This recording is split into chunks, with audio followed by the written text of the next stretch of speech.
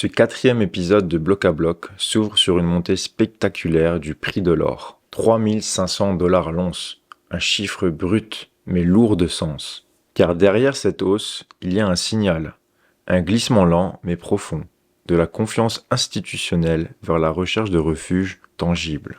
Cette fois, nous ne parlerons pas simplement d'or, ni seulement de Bitcoin. Nous allons remonter l'histoire pour comprendre comment la monnaie, cet objet apparemment neutre, est devenu un champ de tension idéologique, technique et géopolitique. De la confiscation de l'or aux États-Unis en 1933 à la fin de l'étalon or en 1971, jusqu'au débat actuel sur la monnaie numérique, l'objectif est simple: explorer, déconstruire et tenter de comprendre ce que signifie avoir de la valeur, dans un monde où les repères se dérobent. Bienvenue dans Bloc à Bloc. Ici, on ne suit pas les tendances, on les déconstruit. Entre géopolitique, philosophie, technologie émergente et finance critique, ce podcast vous propose une lecture rigoureuse du monde qui vient. Pas de spéculation, pas de pensée toute faite, juste une pensée vivante, exigeante, lucide. Je suis Jonathan et je vous partage en temps réel mon propre cheminement. Le futur est en question. Allons voir bloc à bloc ce qu'il nous raconte. Revenons à l'histoire. En 1933, Roosevelt signe l'Executive Order 6102. Les Américains n'ont plus le droit de posséder de l'or. Le métal jaune est confisqué au nom de l'intérêt national. Objectif, forcer la restitution de l'or à l'État pour reprendre la main sur la masse monétaire. En 1937, Fort Knox est inauguré dans le Kentucky. Ce n'est pas qu'un coffre-fort, c'est une mise en scène de la puissance américaine.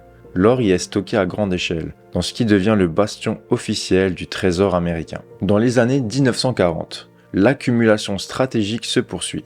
Les États-Unis centralisent près de 261 millions d'onces d'or. Bretton Woods viendra formaliser cette domination.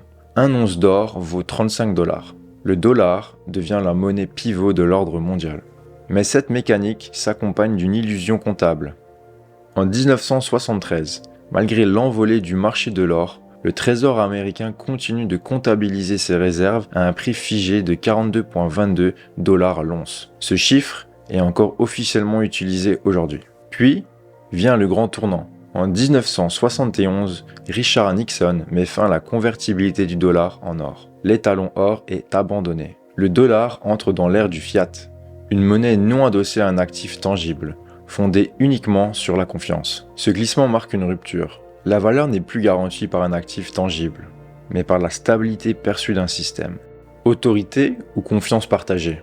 D'un côté, la centralisation de l'or par l'État est perçue comme un moyen de garantir la stabilité. La monnaie repose sur une autorité souveraine capable d'imposer l'ordre monétaire. Mais de l'autre, cette même centralisation supprime le lien direct entre citoyens et valeurs. La confiance n'est plus construite, elle est imposée. Et ce qui est imposé finit toujours par être remis en cause. Peut-on vraiment faire confiance à une monnaie dont on ne peut pas vérifier les fondements ? Quand une valeur est imposée d'en haut, plutôt que reconnue naturellement par ceux qui l'utilisent, ne devient-elle pas vulnérable, déconnectée du réel ? Dans cette optique, si l'on regarde à travers la loupe critique de Karl Marx, on pourrait interpréter la centralisation monétaire comme un mécanisme d'accumulation du pouvoir économique par l'État. Selon cette grille de lecture, lorsque l'or devient un monopole d'État, il ne sert plus seulement à mesurer ce que vaut le travail des gens, mais à contrôler les règles du jeu. La monnaie, en s'éloignant du travail concret et des échanges réels, cesse de refléter l'effort humain. Comme l'écrivait Karl Marx, l'argent ne perd pas seulement sa mesure de valeur dans la production capitaliste, il en devient le maître. Elle devient une abstraction qui fait oublier d'où vient réellement la richesse, du temps, de l'énergie et du labeur de ceux qui créent de la valeur. Mais on peut aussi nuancer cette lecture. Ne risque-t-elle pas de simplifier une réalité plus complexe ? La centralisation n'a-t-elle pas aussi permis, dans certains contextes, la stabilisation de l'économie et la construction d'infrastructures collectives ? C'est toute l'ambiguïté de l'histoire monétaire. Entre contrôle et coordination, entre dépossession et cohésion. Ce n'est pas qu'une question historique, c'est une question actuelle. Car ce que l'or incarnait hier, rareté, effort, souveraineté, Bitcoin cherche à le redéfinir aujourd'hui. L'un est centralisé, opaque, ancré dans l'État, l'autre est distribué, transparent, enraciné dans le code. Entre autorité et transparence, Entre héritage et rupture, la bataille de la confiance est relancée. Avec la fin de l'étalon or en 1971, le dollar devient officiellement une monnaie fiat. Cela signifie qu'il n'est plus adossé à une réserve physique comme l'or, mais repose uniquement sur la confiance accordée à l'État émetteur et à sa banque centrale. Cette transformation a ouvert une nouvelle ère, celle d'une monnaie sans ancrage. Elle circule librement, se crée à volonté et accompagne les politiques économiques et budgétaires selon les besoins. Mais cette liberté a un prix, celui d'une confiance abstraite, presque invisible, qui ne tient qu'aussi longtemps que l'illusion reste partagée. Liberté monétaire ou fuite en avant? D'un côté, on pourrait dire que le fiat permet une grande souplesse. Il offre à l'État les moyens d'agir rapidement, de financer des services publics, de relancer l'économie en période de crise. De l'autre, cette souplesse peut devenir excès. Si la création monétaire devient permanente, sans contrepartie réelle, elle alimente l'inflation, creuse les inégalités et dilue la valeur de l'épargne. La monnaie cesse alors d'être une réserve de valeur stable. En gros, le fiat fonctionne tant que la confiance est là. Mais que se passe-t-il lorsque cette confiance s'érode? Lorsque les taux d'intérêt deviennent instables, que les dettes publiques explosent et que les banques centrales deviennent des acteurs politiques autant qu'économiques. La confiance devient alors une matière instable. Et le moindre choc géopolitique, financier, social peut suffire à la faire retomber brutalement. C'est dans cet espace de fragilité que des alternatives émergent, cryptoactifs, or, monnaie locale, stablecoin, et parmi elles, une question revient.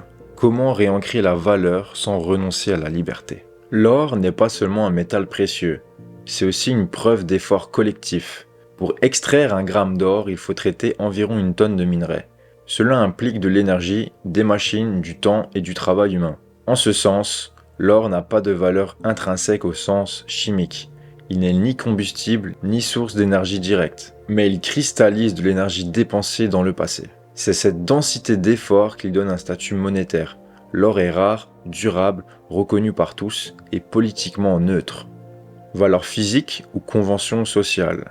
D'un côté, l'or est précieux parce qu'il est rare, difficile à produire et porteur d'un coût réel. De l'autre, sa valeur repose aussi sur un consensus social long, une inertie symbolique qui s'est installée au fil des siècles.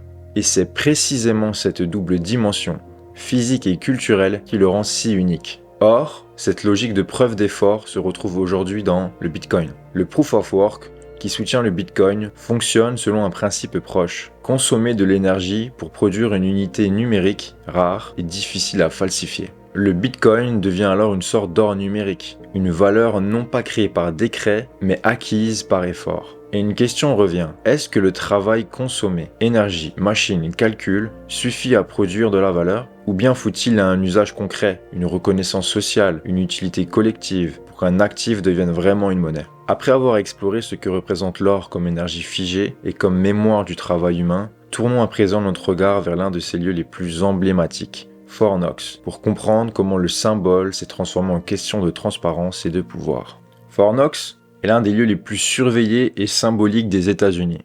Officiellement, il abriterait plus de 147 millions d'onces d'or, propriété du Trésor américain. Pourtant, depuis 1953, aucune vérification complète et indépendante n'a été effectuée. Cette absence d'audit alimente autant les fantasmes conspirationnistes que les doutes légitimes sur la transparence du système monétaire mondial. Transparence ou secret stratégique? D'un côté, on peut comprendre que certains éléments restent confidentiels pour des raisons de sécurité nationale. De l'autre, comment exiger la confiance sans offrir de preuves? Dans un monde où la traçabilité est devenue une norme, et ce flou ne concerne pas seulement les États-Unis. De nombreuses banques centrales à travers le monde conservent une part de leurs réserves dans l'or, mais sans toujours rendre des comptes sur les conditions, la quantité ou les lieux exacts de stockage. Fort Knox devient alors plus qu'un coffre. Il reflète notre rapport à la vérité économique, à la confiance institutionnelle et à la légitimité des élites financières. En creux, cette situation ouvre la voie à une nouvelle exigence, celle d'une preuve systémique, d'où l'intérêt croissant pour les technologies basées sur la vérifiabilité native, comme la blockchain. Et si le cœur du problème, ce n'était pas l'or, mais l'incapacité à prouver ce qu'on affirme à détenir. Ce que révèle Fort Knox, ce n'est pas seulement un déficit de transparence passée, c'est un écho contemporain, un avertissement silencieux. Nous ne sommes plus dans le symbolique, nous sommes dans le réel. Aujourd'hui, ce sont les marchés qui s'agitent, les monnaies qui vacillent et la confiance collective qui se cherche de nouveaux repères. À mesure que les piliers historiques se fissurent, une nouvelle dynamique émerge. Passons maintenant à l'analyse de la situation actuelle, pour mieux comprendre ce qui, sous nos yeux, pourrait devenir une mutation monétaire globale. Si l'or peut être lu comme une cristallisation de l'effort passé, il n'est pas le seul métal à porter une valeur économique. En réalité, il existe une sorte de triptyque or, argent, cuivre qui permet de lire les tendances économiques comme une partition à 3 voies. L'or est utilisé à 90% comme réserve monétaire et à 10% dans l'industrie. Il réagit principalement à l'inflation et au taux d'intérêt. Le cuivre, à l'inverse, est utilisé à 85 à 90% dans l'industrie et seulement 10 à 15% comme actif de stockage de valeur. Il suit les cycles de croissance mondiale, la demande en infrastructure, en énergie, en urbanisation. L'argent se situe entre les deux, environ moitié pour l'industrie, notamment électronique et solaire, moitié pour la thésaurisation. Il est donc sensible à la fois aux dynamiques industrielles et aux logiques monétaires. En somme, chaque métal raconte une autre facette de l'économie. C'est dans cette pluralité d'indicateurs que s'inscrit le contexte actuel. La situation actuelle semble marquée par un glissement profond. L'or franchit des sommets historiques, le Bitcoin gagne du terrain, le dollar s'essouffle et les institutions financières paraissent de plus en plus sous tension. Face à ces signaux, il ne s'agit pas ici de faire des prédictions, mais de proposer une lecture critique, ouverte et dialectique, fidèle à l'esprit de bloc à bloc. Penser sans conclure trop vite et toujours interroger les évidences. Le franchissement du seuil symbolique des 3500 $ l'once d'or n'est pas anodin. Il peut être vu comme un refuge face à l'incertitude, guerre, tensions commerciales, une réaction à la politique monétaire, inflation, taux d'intérêt, perte de confiance, ou tout simplement une anticipation rationnelle d'un monde en mutation. L'or agit comme un thermomètre de la peur monétaire, mais il ne dit pas s'il fait chaud ou froid, seulement que la température change. Bitcoin semble peu à peu assumer un rôle de réserve alternative. Mais cette évolution est ambivalente. Elle peut refléter une adoption croissante et structurante, ou bien une forme d'emballement dans un contexte de défiance généralisée. Sa montée n'est ni bonne ni mauvaise en soi, elle révèle un besoin de réancrage, de transparence, de contrôle redistribué. Ce que nous traversons aujourd'hui n'est peut-être pas simplement une nouvelle crise, mais plutôt le signe d'un changement de cycle. Nous semblons passer d'un système économique reposant sur l'endettement massif et une croissance sans limite à une période de redéfinition de nos repères fondamentaux. Qu'est-ce que la valeur? Qu'est-ce que la souveraineté? Quelle place accorder à la rareté et à la transparence dans nos économies? Ce changement ne s'impose pas par un effondrement brutal, mais s'installe par touches progressives, par glissements successifs, parfois imperceptibles, mais bien réels. En résumé, l'or et le Bitcoin ne sont pas là pour s'opposer, mais pour révéler quelque chose. Ils traduisent une tension entre deux mondes, celui de la centralisation historique et celui d'une confiance plus distribuée. L'objectif ici n'est pas de choisir un camp, mais de comprendre ce qui se joue. Nous entrons peut-être dans une ère où la question n'est plus quelle monnaie avons-nous, mais dans quoi acceptons-nous de placer notre confiance? Et si nous sommes au bord d'un basculement, mieux vaut l'observer avec lucidité plutôt que de le nier par confort. Ce que révèle cette période, ce n'est pas une vérité absolue, ni un scénario arrêté. C'est un moment de tension, un carrefour. L'or, le Bitcoin, le dollar, la Fed, autant de symboles et d'outils autour desquels se rejoue la question de la confiance. Ce podcast ne prétend pas trancher, il explore, il met en tension, il cherche à comprendre, bloc à bloc, ce que signifie avoir de la valeur. Dans un monde où les repères glissent, la confiance n'est pas un acquis, elle se construit, se teste, parfois se fracture. Et peut-être aujourd'hui, sommes-nous en train de redéfinir les conditions de cette confiance. Non plus fondée sur la seule autorité, mais sur la preuve, la transparence, l'usage partagé. Rien n'est figé et tout reste à penser. La monnaie n'est pas qu'un outil technique, c'est un miroir du monde. Et à travers elle, c'est notre rapport au pouvoir, à l'effort, à la liberté et à la vérité qui se dessine.